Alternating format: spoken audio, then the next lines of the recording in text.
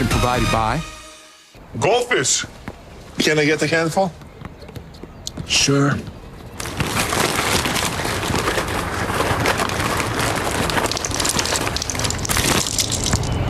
Happy? Go for the handful.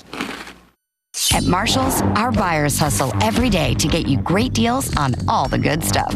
Like this stuff, and that stuff. And ooh, that's some really good stuff. We get the deals, you get the good stuff. Marshall's. Tomorrow on E.T. Hello. Behind the scenes and under the sea with the Little Mermaid stars. Whoa, this is really happening. I literally burst out crying. Make sure you check that out. We have one more thing to show you before we leave. Good night, everybody. Take care.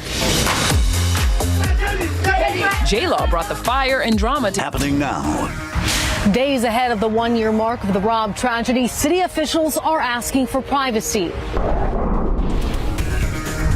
A bit quieter weather-wise this week, but we still have a few storm chances to talk about. We'll get into that and the changing temperatures in just a bit. With the rise in video doorbells comes a rise in crimes caught on camera. And police want that video, but do you have to turn it over? We look at your options next. The News at 5 starts right now. We are 2 days away from the one-year mark of the Robb Elementary School shooting.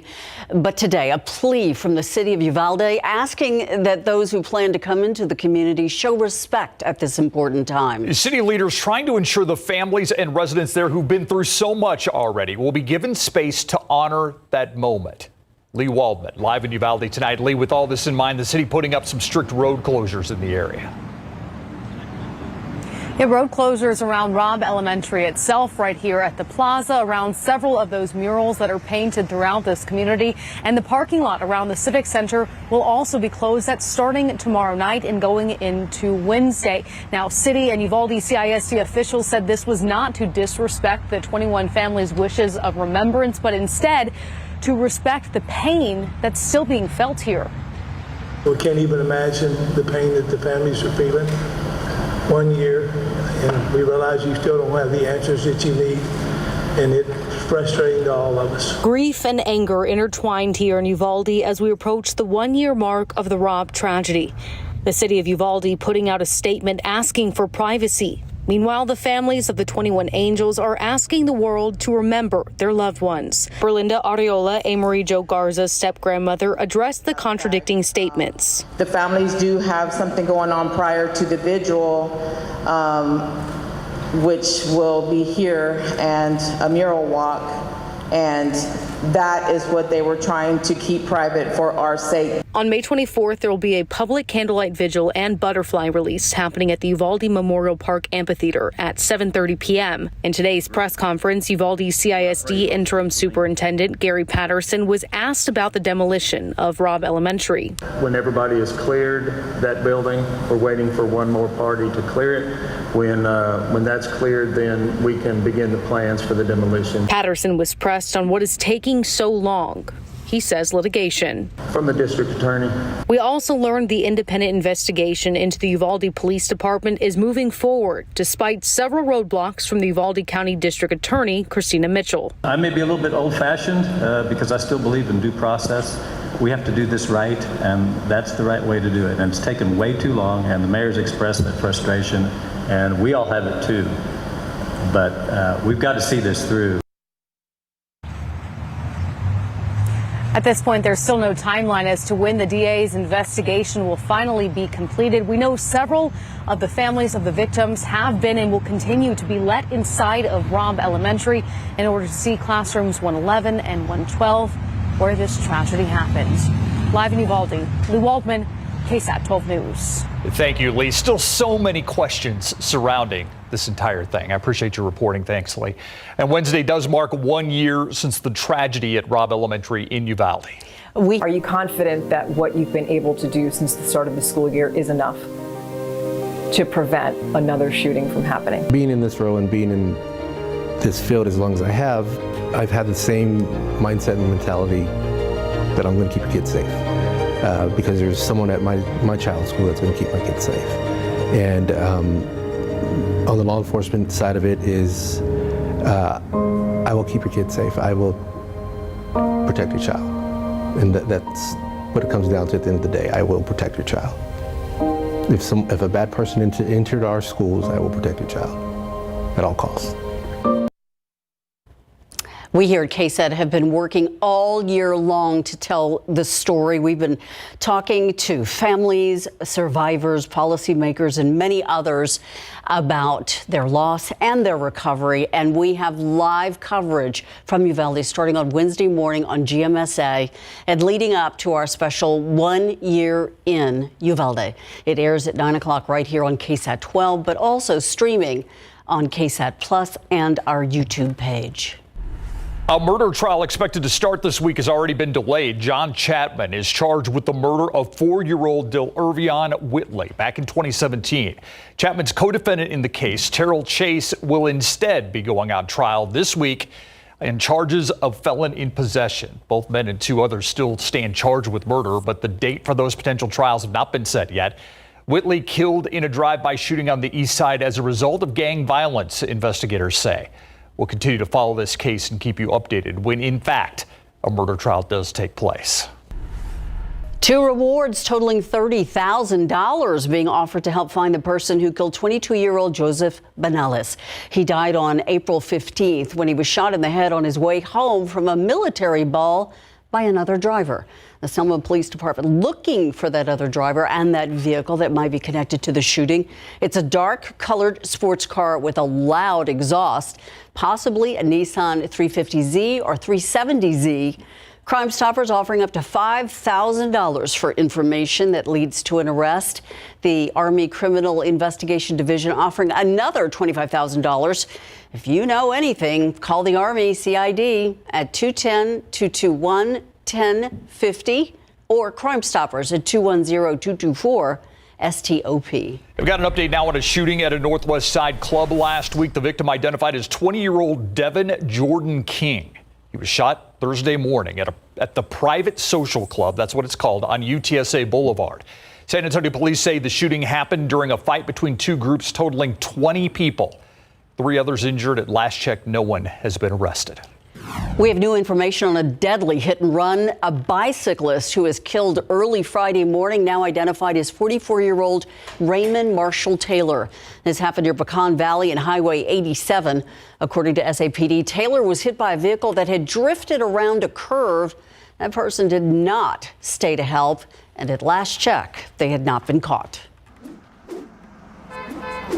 Check out traffic right now. I think we're going to go to I-35 at Loop 410. It's I-35 on the north side of the city, and you can see as 410 and 35 come together there. These are the northbound lanes, very slow going, but no major traffic accidents to tell you about right now.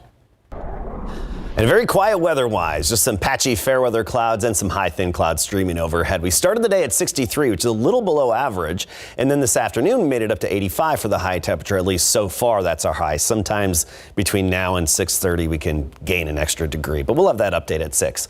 In Del Rio, 84, 83 Leon Springs.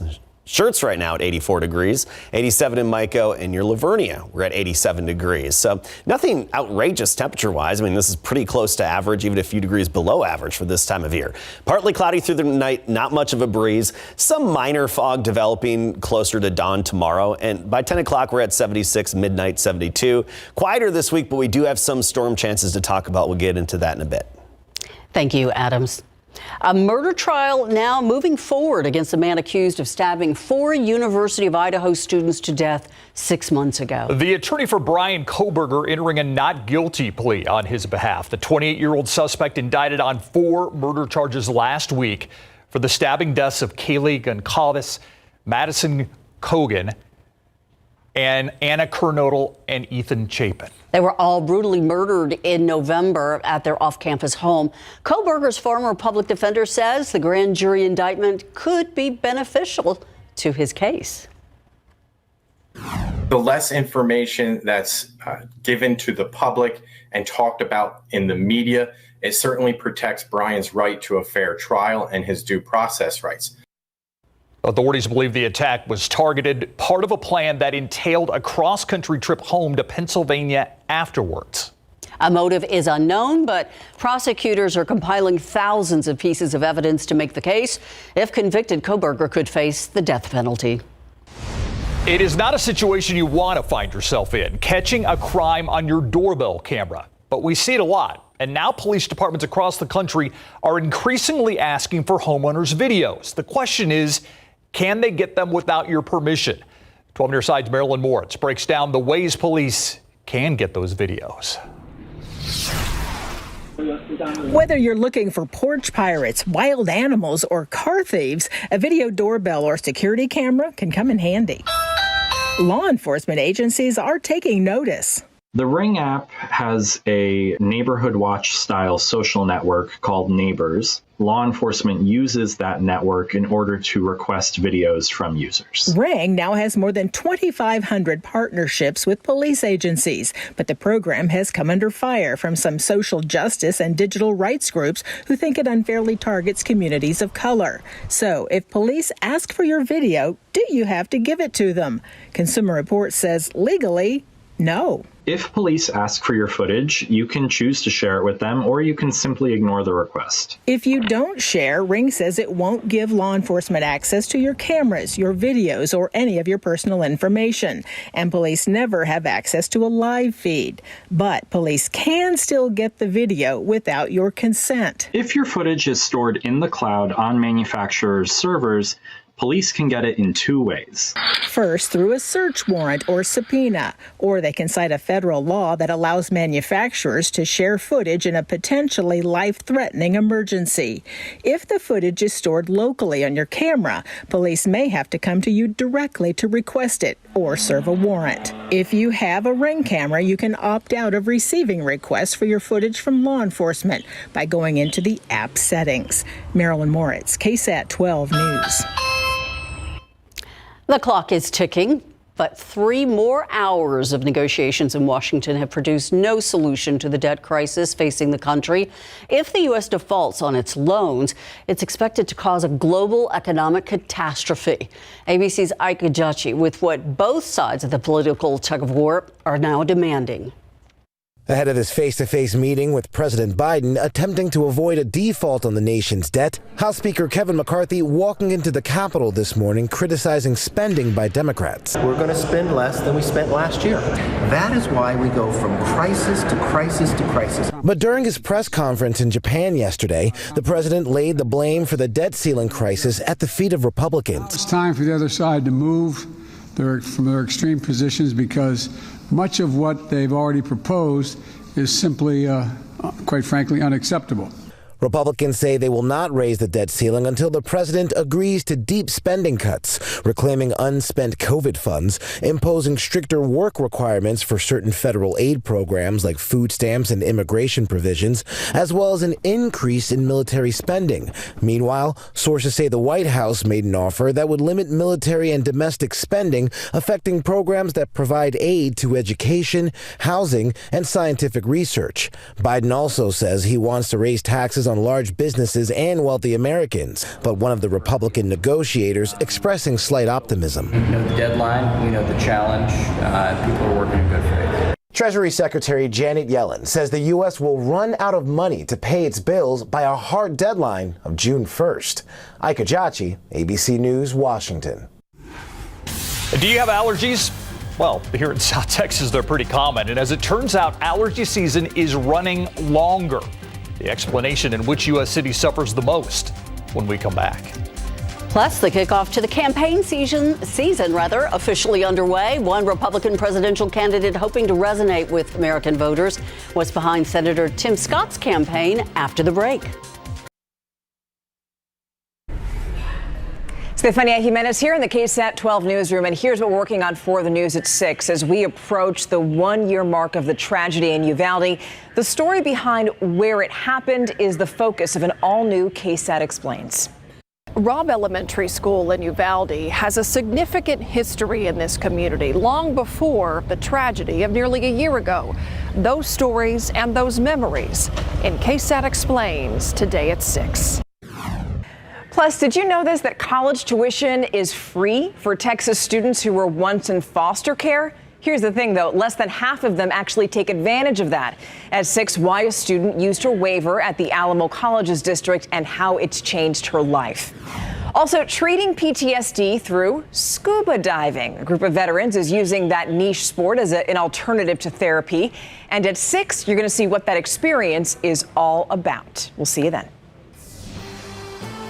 Thank you, Stephanie. We turn now to the race for the White House. Senator Tim Scott officially announcing his bid for the Republican presidential nomination. Kicking off his campaign at the campus of Charleston Southern University with a message to voters focused on unity, restoring American patriotism, and a culture of personal responsibility. Is Scott using his upbringing to resonate with voters, saying he was raised by a single mother, grew up in poverty, and nearly flunked out of high school before becoming an entrepreneur, relying on his Christian faith and hard work to find success. I will motivate, inspire, and require every able-bodied citizen to take responsibility and go to work.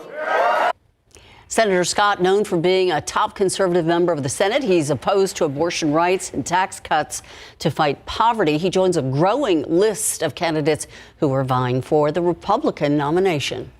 All right, here's some news for all you allergy sufferers. A new study finds allergy season's been getting longer in more than 170 U.S. cities. The data from Climate Central shows time between the first day of freezing temperatures in the spring and the last freeze in the fall. Well, it's been getting longer since 1970. This gives plants more than 2 weeks to grow, flower, release pollen. The city that saw the largest increase in allergy season, Reno, Nevada. Huh? Yeah, I know. If you suffer from seasonal allergies, researchers suggest talking to your doctor to best manage your symptoms. I guess when you're in it, you think we're the worst. I didn't know Reno had a big allergy problem. We do have big cowboy boots, though, here in San Antonio, and there they are. Beautiful day out there, Adam. Yeah, our boots are bigger than yours, Reno. Take that. There we go. But yes, a beautiful day today and quieter weather for this week. That's the key. It's not going to be as active as it was last week and really the past several weeks. But we still have a few storm chances. Not a whole lot, but a few storm chances and temperatures running right near average. I mean, despite a quieter week of weather, we're not going to see temperatures all of a sudden spike and get out of control. Warmer than what we had over the weekend, yes, but nothing above average. Let's take a look at our satellite data. Just those patchy clouds overhead right now, but some high thin clouds are coming in from the west, and that should give some of us a more picturesque sunset this evening. Sunset, by the way, at 8:24 p.m. And that's because of the thunderstorms that have developed in the higher terrain in Mexico. Those terrain-induced circulations, these storms not making it to the Rio Grande or our border communities. However, these high blow-off clouds, they stream our way, these cirrus clouds. Sometimes that can set the stage for a beautiful sunset where you get all those colors bouncing off the base of those cirrus clouds. Nothing on the radar screen here, but you go off into West Texas. This is where the action is, and that's good. There's still some areas of drought in West Texas and even a severe storm right now just outside of Alpine. And then farther to the north, up as you get up into the Panhandle, we have some severe weather and a cluster of thunderstorms. And this is what we're going to be watching over the next several days, is development off in North Texas. See how I put the upper level wind flow? This is a steering flow, and it's coming in from the northwest. And that kind of flow, you just can't always trust when it comes to thunderstorms, because what we often see is these clusters develop and organize into one cohesive system. Sometimes they drop down our way and have a little bit of leftover energy and storm activity. So here's just an example here. That cluster near Lubbock organizing tonight, heading south and dissipating before it hits San Antonio. You can't always trust that dissipation and the weakening of these systems. So we have very slight storm chances in the forecast the next couple of days, just because of that uncertainty. See, notice the futurecast showing one developing near Dallas Wednesday morning, dropping southward and dissipating. It's a possibility that we could get a few leftovers from time to time. In turn, just a 20% chance. We're talking, I think, even a 10% chance tomorrow night, 20% on Wednesday, 20% on Thursday. Otherwise quiet, 84 degrees out there right now. Dew point is 65. Where we have the rain, it's cooler. Alpine at 67. Meanwhile, here in San Antonio, we're 84, Pleasanton 85, Cotulla right now at 91. We'll start the day tomorrow in the 60s. 67 morning low. By the afternoon, we're sunny and 88 degrees, but making it to 93 in Cotulla, 90 for the high temperature in Uvalde. And notice that high temperature, anywhere from 86 to 88. The average is 88, so right near average, and Memorial Day 20% chance right now. All right, thank you, Adam. All right, for my money, they have the best nickname in college baseball for their home field. The Bird Bath. The Bird Bath. Yeah, man, I wish the Conference USA baseball tournament was being played at the Bird Bath. Unfortunately, it's not. It's being played out in Houston. UTSA baseball is getting ready to start tournament play on Wednesday. Plus, in the bigs, Josh Young ignited the Rangers yesterday. Coming up.